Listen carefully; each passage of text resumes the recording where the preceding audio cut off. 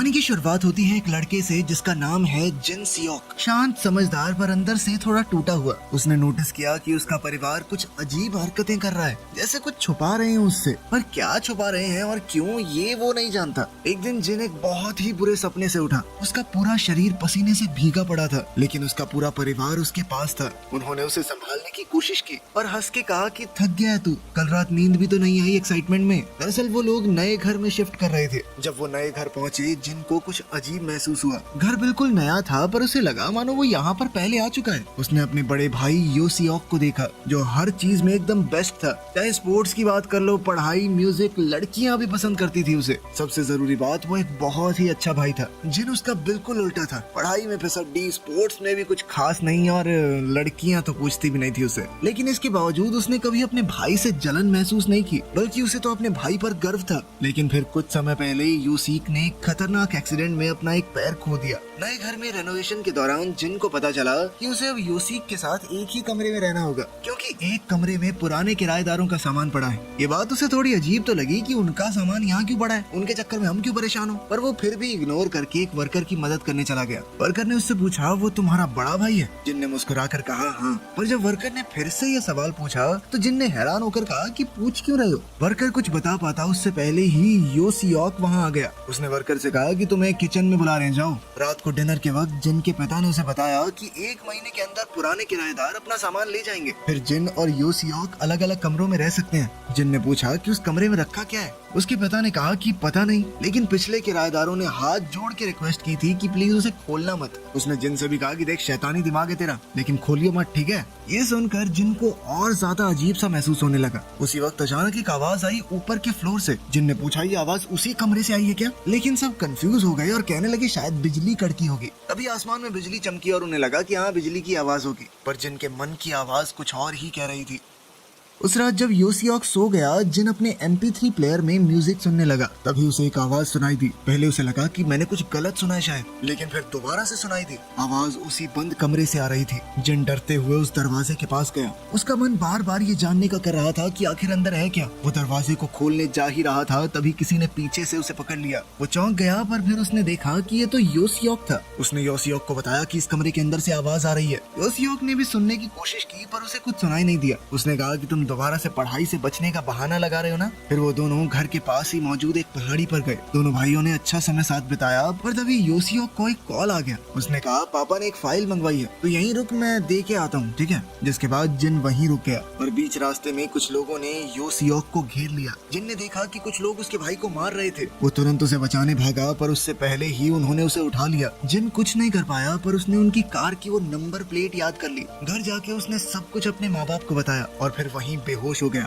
अगली सुबह डिटेक्टिव्स वहां आए और जिन ने उन्हें नंबर बताया, पर उन्होंने कहा कि ऐसी कोई नंबर प्लेट रजिस्टर्ड ही नहीं है। इसके बाद उन्होंने कई तरीके ट्राई किए यो सियोक को ढूंढने के, पर वो नहीं मिला और दिन ऐसे ही बीतते गए। उन्हें कोई भी सुराग नहीं मिल रहा था। जिन और उसका परिवार और ज्यादा टेंशन में आ गए। जिन जो दवाइयाँ ले रहा था वो और ज्यादा बढ़ गई। एक रात उसने एक सपना देखा जिसमें वो किसी को टॉर्चर कर रहा था। तभी जिन फिर से उठा और ये भी एक डरावना सपना था, लेकिन इस बार उसके माँ बाप और यो सियोक भी उसके कमरे में थे। 19 दिन बाद यो सियोक वापस आया था, और उसे कुछ भी याद नहीं था। डिटेक्टिव्स ने उससे कई बार पूछा, पर वो कुछ नहीं बता पाया। धीरे धीरे सब नॉर्मल होने लगा। जिन भी अपने रूटीन में आ गया। एक रात जिन ने देखा कि यो सियोक कहीं जा रहा है। उसने सोचा कि क्या सच में ये कहीं गया था या मुझे ही वहम लगा। अगले दिन जब उसने ये पूछा तो यो सियोक ने मना कर दिया। जिन ने उसकी बात को इग्नोर किया, पर तभी उसने एक अजीब चीज देखी। यो सियोक गलत पैर से लंगड़ा के चल रहा था। उसने पूछा कि कल तो तू राइट पैर से लंगड़ा रहा था, आज लेफ्ट से। वाह। यो सियोक ने कहा कि तुझे कंफ्यूजन हो गई है, ऐसा कुछ नहीं है। ये सुनकर जिन थोड़ा सतर्क हो गया। उस रात जब वो स्टडी डेस्क पर सो गया, यो सियोक उसके पास आया। उसने एक पेंसिल उठाई और उसकी आंख के बिल्कुल पास ले गया। जब वो टच होने ही वाली थी, पेंसिल की टिप टूट गई। यो सियोक ने उसे वापस रख दिया और जिन की आंखें खुल गई, जिससे उसे पक्का हो गया कि कुछ तो गड़बड़ है। उसने यो सियोक का पीछा करना शुरू किया। उसने देखा कि वो अब लंगड़ा भी नहीं रहा था। फिर उसने देखा यो सियोक 2 लोगों को इंस्ट्रक्शन दे रहा है, और ये तो वही डिटेक्टिव थे जो उनके घर पर आए थे। जिन को समझ आ गया कि ये मेरा भाई नहीं है, ये कोई और है। एक साजिश चल रही है, कुछ तो खतरनाक चल रहा है हमारे घर में। जल्द ही वो ऊपर किसी कमरे में गया। जिन ने भी उसका पीछा किया, पर ऊपर पहुंचते ही वो अचानक गायब हो गया। जब जिन वापस जाने लगा तो वो पकड़ा गया। उन्होंने कहा तू सब कुछ खराब कर रहा है, बॉस का प्लान बिगाड़ रहा है तू। पहले तो जिन ने ऐसा दिखाया कि मुझे कुछ समझ ही नहीं आ रहा, पर जब पता चला कि वो उसे छोड़ेंगे नहीं तो वो भाग गया। काफी देर तक उन्होंने उसका पीछा किया, लेकिन आखिरकार वो बच गया। पर तभी किसी ने पीछे से उसे पकड़कर बेहोश कर दिया। ये कोई और नहीं, यो सियोक ही था। जब जिन की आंखें खुली तो वो अपने कमरे में था, काफी ज्यादा कंफ्यूज्ड। उसे समझ नहीं आ रहा था क्या सच है क्या नहीं।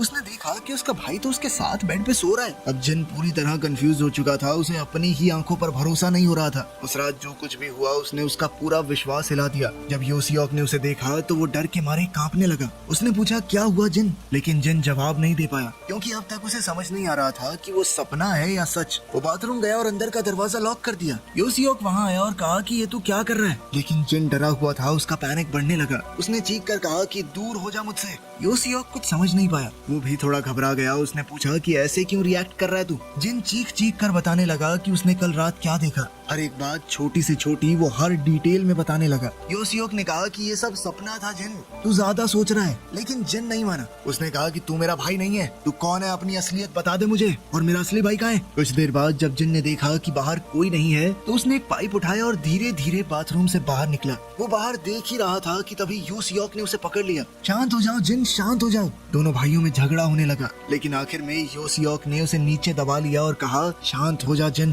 तू सिर्फ एक बुरा सपना देख रहा था। तूने कल रात को अपनी दवाई नहीं ली ना। तब जिन को याद आया कि हाँ मैं तो कल दवाई लेना भूल गया था। अब उसे भी लगने लगा कि शायद ये सपना ही था और वो रो दिया। इसके बाद यो सियोक ने उसका ख्याल रखा। जिन ने अपनी दवाई ली और उससे माफी मांगी, कहा कि मैं सब खराब कर देता हूँ ना। यो सियोक ने मुस्कुराकर कहा कि कोई बात नहीं, तू आराम कर, माँ आती ही होगी। जब यो सियोक ऑफिस के लिए निकला, जिन ने खिड़की से देखा कि यो सियोक फिर से राइट लेग से लंगड़ा रहा है। जिन ने अपने मन में सोचा कि शायद मैं ही गलत था। अब वो शांत होकर पढ़ाई पर ध्यान देने लगा, लेकिन फिर उसकी पेंसिल टेबल के नीचे गिर गई। जब जिन उसे उठाने लगा तो उसने देखी वही पेंसिल की टूटी हुई टिप जो कल रात को उसने देखी थी। ये देखकर उसकी सांस रुक गई। उसे भरोसा हो गया कि कल रात जो कुछ भी हुआ वो उसका सपना नहीं था, सब कुछ सच है। माँ घर आई तो जिन ने सब कुछ उन्हें बताया। माँ घबरा गई। उसने कहा कि मैं अभी तेरे पापा को बताती हूँ, लेकिन जिन ने उसे रोका। अगर आज रात यो सियोक घर से निकला तो हम उसका पीछा करेंगे, तब सब कुछ समझ में आ जाएगा। माँ ने हाँ में सर हिला दिया। जब जिन अपने कमरे की तरफ गया, माँ ने पूछा कि क्या सच में तुझे पूरा भरोसा है कि यो सियोक ने ये सब किया है। जिन ने कहा कि ये यो सियोक है ही नहीं। उस रात जब जिन नीचे पानी पीने आया तो उसने अपनी माँ की आवाज सुनी। माँ किसी से बात कर रही थी, वही आदमी जो उनके साथ यो सियोक बनकर रह रहा है। जिन चुपचाप दीवार के पास छुपकर सुनने लगा। माँ ने कहा कि उसे सब कुछ पता चल चुका है, हर एक बात वो यो सियोक को बता रही थी। ये सुनकर जिन समझ गया कि माँ भी इस झूठ में शामिल है। तभी उससे गलती से कुछ आवाज हो गई, जिसके बाद माँ चौकन्नी हो गई। यो सियोक ने कहा कि चेक करिए कि वो सो रहा है या नहीं, जिसके बाद माँ सीधा जिन के कमरे की तरफ गई। जिन समझ गया कि अगर उसे बचा रहना है तो उसे अपनी माँ से पहले कमरे तक पहुंचना होगा। वो जल्दी जल्दी बिल्डिंग के साइड से चढ़ गया और खिड़की से जंप करके बेड पे जाके लेट गया। माँ ने देखा कि जिन तो सो रहा है। एक चैन की सांस के साथ वो पलट गई। माँ के जाने के बाद जब दरवाजा बंद होने की आवाज जिन ने सुनी तो वो उठ गया, लेकिन फिर माँ ने सवाल पूछा, जिन तू पानी से कैसे भीगा। ये कहते कहते माँ वापस आ चुकी थी। उसने जिन को देख लिया। जिन कुछ बोल नहीं पाया, उसकी सांस फूली हुई थी, लेकिन माँ मुस्कुराते हुए चली गई। उसने फोन उठाया और कहा कि यो सियोक जल्दी आ, मैं भी पकड़ी गई हूँ। जिन तुरंत खिड़की से भाग गया। रोड पर दौड़ते हुए उसने देखा कि सामने से पापा आ रहे हैं। जिन कंफ्यूज हो गया कि क्या इनके ऊपर भरोसा करूं या नहीं। अभी माँ और एक दूसरा आदमी उसके पास आ गए। पापा ने उससे पूछा कहाँ जा रहा है। जिन ने झूठ कह दिया कि दोस्त से मिलने। उन्होंने और सवाल किए और जिन उल्टा पुल्टा जवाब देता गया। पापा ने कहा कि तू कहीं नहीं जाएगा। उन्होंने उसे वापस ले जाने की कोशिश की, लेकिन जिन भाग गया। वो आदमी भी उसके पीछे दौड़ गया। रोड के कोने पर उसे एक पुलिस स्टेशन दिखा। जिन पूरी स्पीड में भाग रहा था। वो आदमी उसे रोकने ही वाला था कि तभी वहाँ एक एक्सीडेंट हो गया। जिन ने मौका देखा और पुलिस स्टेशन पहुंच गया। पुलिस ने जब उसकी बात सुनी तो जिन ने कहा कि मुझे 1 महीने से बंद करके रखा गया है, झूठे लोगों के साथ जो मेरी फैमिली बनकर रह रहे हैं। पुलिस ने पूछा तो तुझे कैसे लगा कि वो तेरी फैमिली है, तुझे तो पहचान लेना चाहिए था अपने माँ बाप को, नहीं? जिन ने जवाब दिया कि मुझे खुद नहीं समझ आ रहा मैंने कैसे विश्वास कर लिया। तभी एक जूनियर ऑफिसर उसका रिकॉर्ड ले आया और डिटेल्स कंफर्म करने लगा। आपका नाम जिन सियोक है, जन्म हुआ था साल 1977 में। जिन ने हाँ कहा तो पुलिस वाले ने कहा तो आपको तो 41 साल का होना चाहिए था। ये सुनकर जिन हिल गया। उसने कहा कि मैं 21 का हूँ, अभी तो 1997 चल रहा है ना। ये सुनकर पुलिस वाले हंसने लगे। एक ऑफिसर ने उसे कैलेंडर दिखाया। भाई अब 2017 चल रहा है। जिन ने आसपास देखा, हर जगह नए गैजेट्स, LED टीवी, स्मार्टफोन्स। तभी उसकी नजर एक मिरर पर पड़ी। उसने जो देखा उसके होश उड़ गए। शीशे में वो एक अधेड़ उम्र का आदमी लग रहा था। वो खुद जिन था। इसके बाद जिन अपने घर वापस गया। उसके पास कोई दूसरा रास्ता नहीं था। उसके दिमाग में सिर्फ सवाल ही सवाल थे। वो सीधा उस कमरे में गया जहाँ एंट्री मना थी। रूम में सब कुछ बिखरा हुआ था, लेकिन एक अजीब खूबसूरती थी। फ्लोर पर 2 खून के धब्बों वाली डॉल्स पड़ी थी। खून के निशान हर तरफ थे, लेकिन पीछे से एक खास तरह का म्यूजिक बज रहा था। तभी योसियोक और दूसरे लोग अंदर आए। योसियोक ने कहा कि प्लान फिर से फेल हो गया। जिन ने गुस्से में चीख कर पूछा, तुम लोगों ने मेरे साथ क्या किया है? योसियोक ने हल्की सी मुस्कुराहट के साथ सिगरेट जलाई और कहा, कहानी 20 साल पहले शुरू हुई थी। उस कमरे में एक माँ और बेटी का खून हुआ था। पुलिस ने हर मुमकिन कोशिश की, हर तरीका अपनाया किलर तक पहुंचने का, लेकिन वो हर बार नाकाम रहे। आखिर में उन्होंने गवाहों के लिए एड्स तक निकाले कि अगर कोई भी कुछ जानता है तो उसे पैसे दिए जाएंगे। पर इतने साल गुजर गए और धीरे धीरे दुनिया ने उस केस को भुला दिया। लेकिन उस माँ बेटी के परिवार के लिए वो जख्म अब भी ताजा था। वो उस रात को भूल नहीं पाए। उनके लिए ये सिर्फ एक कत्ल नहीं था, उनकी पूरी दुनिया उजड़ चुकी थी। इसीलिए उन्होंने खुद किसी को पैसे दिए, एक ऐसे इंसान को जो उन्हें इंसाफ दिलवा सके।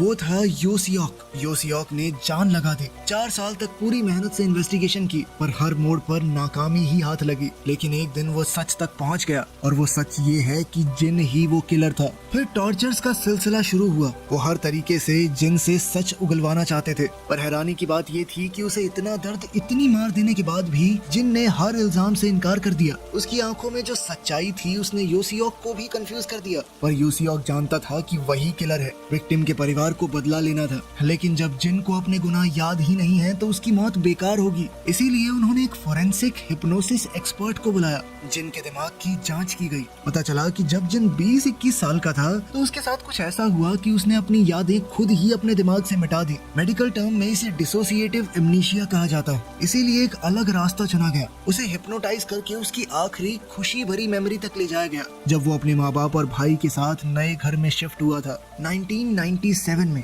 योसियोक ने उसके भाई का रोल किया। 2 साइकोलॉजिस्ट उसके माँ बाप बने। उसे वही घर दिखाया गया जहाँ 20 साल पहले खून हुआ था। इसीलिए वो घर उसे जाना पहचाना लगा। जो वर्कर उसे शुरुआत में मिला था वो इसीलिए हैरान था क्योंकि जिन योसियोक को अपना बड़ा भाई बता रहा है। वो आवाज जो उसने कमरे से सुनी थी वो योसियोक के लोगों की थी, जो मर्डर सीन रिक्रिएट कर रहे थे। योसियोक उसे पहाड़ी पर भी इसीलिए लेकर गया था ताकि उस दौरान घर के अंदर सब रेडी हो जाएं। उसे वापस अकेले घर भेजने का प्लान था, पर सब कुछ उल्टा हो गया। पुलिस ने योसियोक को इलीगल एक्टिविटीज के चक्कर में पकड़ लिया, जबकि जिन को लगा कि उसके भाई को किसी ने किडनैप कर लिया है। 19 दिन बाद योसियोक पुलिस को रिश्वत देकर किसी तरह छूटा, लेकिन तब तक बारिश नहीं हुई थी और उस सीन के लिए बारिश बहुत जरूरी है। जिन को हिप्नोटाइज किया गया था, लेकिन उसका असर अब धीरे धीरे कम होने लगा। जिन का शक बढ़ता गया और सब लोग यहाँ तक पहुँच गए। फिर योसियोक ने उसे एक और जगह ले जाने की कोशिश की। रास्ते में पूछा भी कि उसे समझ आ गया ना। जिन ने जवाब दिया कि मैं सब कुछ मानने को तैयार हूँ, लेकिन एक बात नहीं, मैंने किसी को नहीं मारा। ये सुनकर योसियोक गुस्से में आ गया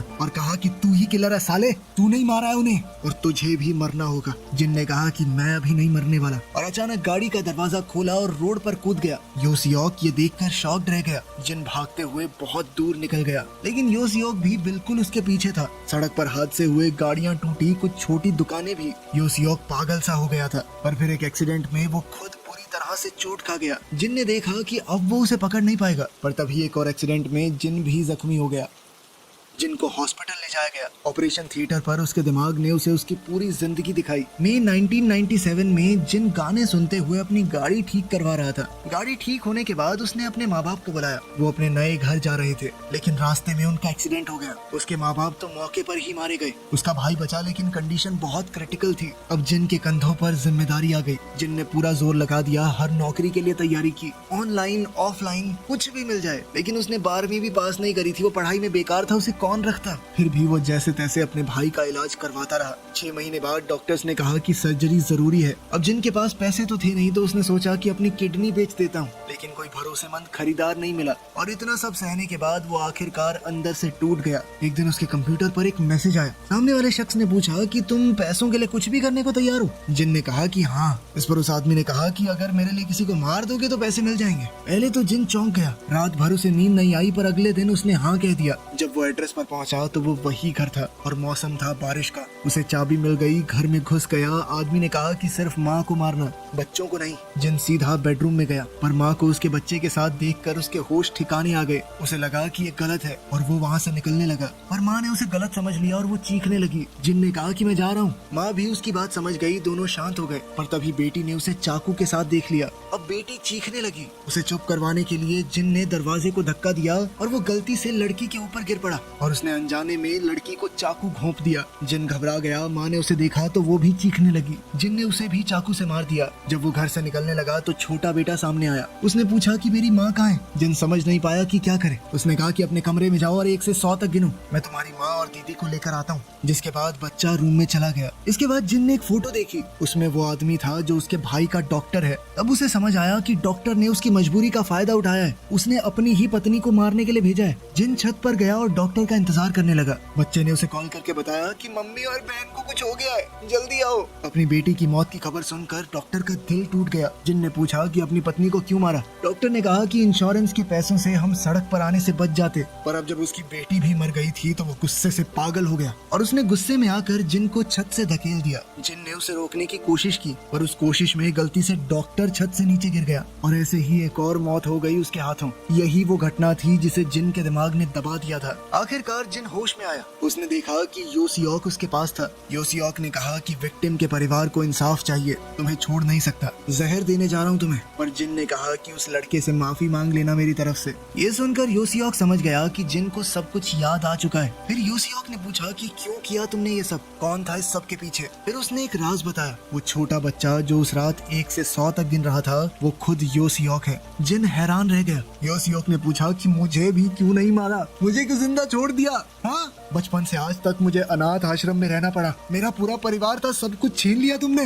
मैं पूरी जिंदगी सिर्फ तुमसे बदला लेना चाहता था। जिन के पास शब्द नहीं थे, उसके मुंह से सिर्फ सॉरी निकला, पर सॉरी काफी नहीं था। योसियोक जानना चाहता था क्या मेरे पिता ने इंश्योरेंस के चक्कर में माँ को मरवाया। जिन ने झूठ कह दिया कि नहीं, मुझे किसी और ने भेजा था, जो किया मैंने अकेले किया। योसियोक का दिल तो मानना चाहता था पर दिमाग नहीं मानता। उसने फिर से पूछा कि क्या सच में ये इत्तेफाक था कि मेरे पिता ने मेरी माँ की मौत से 2 महीने पहले उनका इंश्योरेंस करवाया था। जिन के पास कोई जवाब नहीं था। योसियोक सब कुछ समझ गया। अब दोनों उलझन में थे, न जिन जी सकता था न योसियोक। दोनों अपने रास्ते चल दिए अपने अपने दर्द के साथ। ये कहानी 2 ऐसे बदनसीब इंसानों की है, एक जो अपना बीता हुआ कल भूल गया था और एक जो उसे भुला नहीं पाया। वीडियो पसंद आई तो लाइक कर देना, चैनल को सब्सक्राइब कर लेना। मिलते हैं